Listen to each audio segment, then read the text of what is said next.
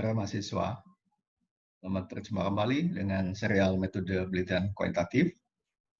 Kali ini kita akan belajar tentang instrumen pengumpulan data. Saya akan mengajak kalian mencermati bagian yang substansial dalam penelitian psikologi. Artinya kita akan bahas instrumen pengumpulan data pada penelitian psikologi, tentu yang banyak digunakan dalam penelitian skripsi mahasiswa. Saya sudah siapkan PPT.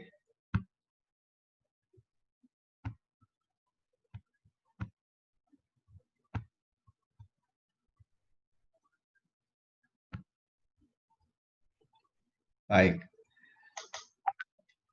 kita mulai dari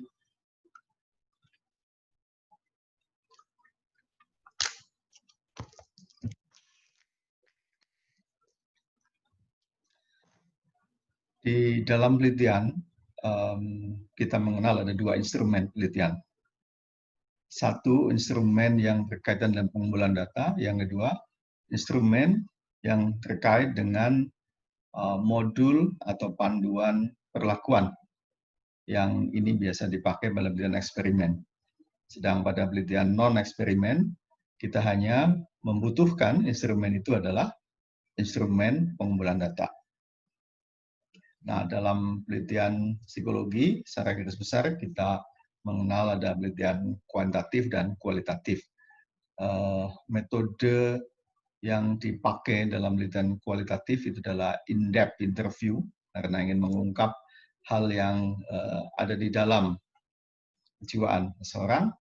Sedang pada penelitian kuantitatif, kita umumnya menggunakan metode skala psikologi atau kuesioner, yang instrumennya adalah juga berupa skala psikologi atau kuesioner.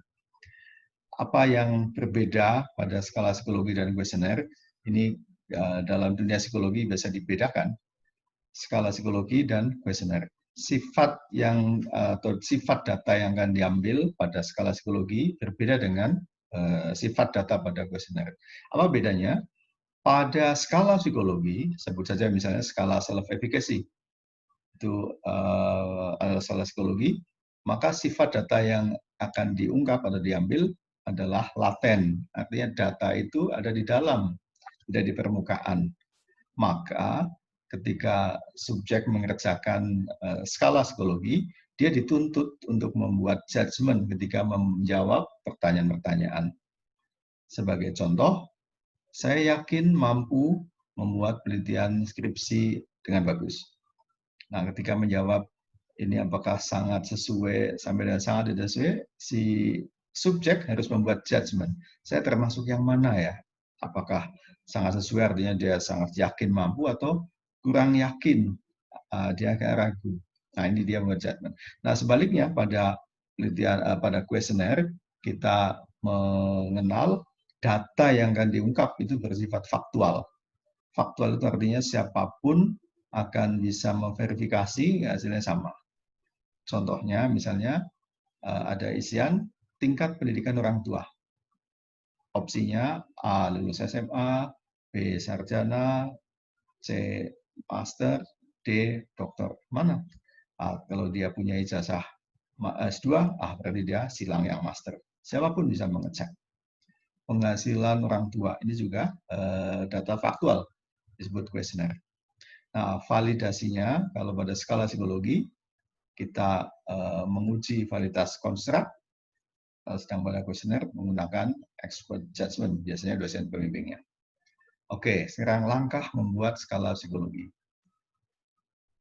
Langkah pertama dan ini yang sangat menentukan itu adalah menyusun kisi-kisi atau blueprint. Jadi sebelum membuat item-item, kita harus memulai dengan membuat kisi-kisi atau blueprint. Blueprint atau kisi-kisi yang paling utama ada dua bagian. Yang pertama adalah konstruk.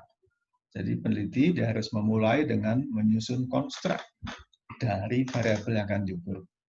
Sebagai contoh, kalau dia akan membuat skala stratifikasi, maka dia harus rumuskan dulu apa itu skala stratifikasi. Dia bisa ambil atau merujuk pada ahli tertentu, atau kalau suatu variabel ini masih dia sangat general, dia harus kombinasikan dari sejumlah definisi, tidak bisa. Yang jelas harus clear. Konstruk sudah dirumuskan dengan bagus. Kemudian langkah selanjutnya adalah merumuskan indikator perilaku yang tepat mengoperasionalkan konstruk. Jadi indikator perilaku ini sifatnya operasional. Operasional dalam arti siapa bisa mengamati perilaku itu. Jadi konstruk itu sifatnya mungkin masih bersifat laten. Nah, indikator ini sudah tampilannya dalam perilaku. Nah, lalu yang kedua baru dia menyusun item atau mengembangkan item. Nah, perlu saya ingatkan, ketika membuat indikator, merumuskan indikator, maka dia harus pastikan indikator merupakan penjabaran atau nyambung dengan konstruknya. Jadi kalau dia buat skala stratifikasi, apa tanda perilaku stratifikasi, itulah indikator perilaku. Setelah clear, baru kita menyusun item atau mengembangkan item. Setelah selesai, biasanya akan direview oleh orang lain. Kalau dibuat direview sendiri, umumnya tidak cermat. Kayak kalian nulis paper, baca sendiri nggak cermat, maka orang lain yang mereview. Pengujian. Nah, uji validitas dilakukan dengan uji validitas konstruk. Bagaimana jika banyak item yang tidak valid atau gugur, maka dia harus kembali menyusun item, mungkin mengecek indikatornya. Kemudian kembali dilakukan validasi. Jadi kalau sudah bagus, banyak yang valid, yang tidak valid buang, tinggal ambil yang valid saja. Ini langkah membuat skala psikologi. Nah, ternyata ini yang menjadi pengingat di bawah ini, blueprint itu kunci pengembangan instrumen pengukuran. Artinya kalau blueprintnya bagus, dia berpeluang akan menghasilkan instrumen pengumpulan data yang bagus. Begitu blueprintnya jelek, maka dia akan gagal mendapatkan data yang bagus. Apa itu indikator perilaku? Tadi sudah disebut, dia merupakan penjabaran dari konstruk. Dia merupakan jawaban atas pertanyaan seperti apakah perilaku orang yang, kalau stratifikasi, ya stratifikasinya tinggi. Nah, itulah indikator perilaku. Nah, ini contoh blueprint skala motivasi dan prestasi. Yang paling atas ini adalah konstruk. Apa yang ada di konstruk tentang motivasi dan prestasi kita tuliskan. Kemudian setelah itu kita jabarkan indikator. Coba kalian cek. Ketiga indikator ini nyambung betul dengan konstruk yang di atas. Motivasi berprestasi adalah proses di mana perilaku yang terarah pada pencapaian prestasi itu dibangkitkan dan dipertahankan. Nah, ini yang sambil dari Pinterest dan Zoom.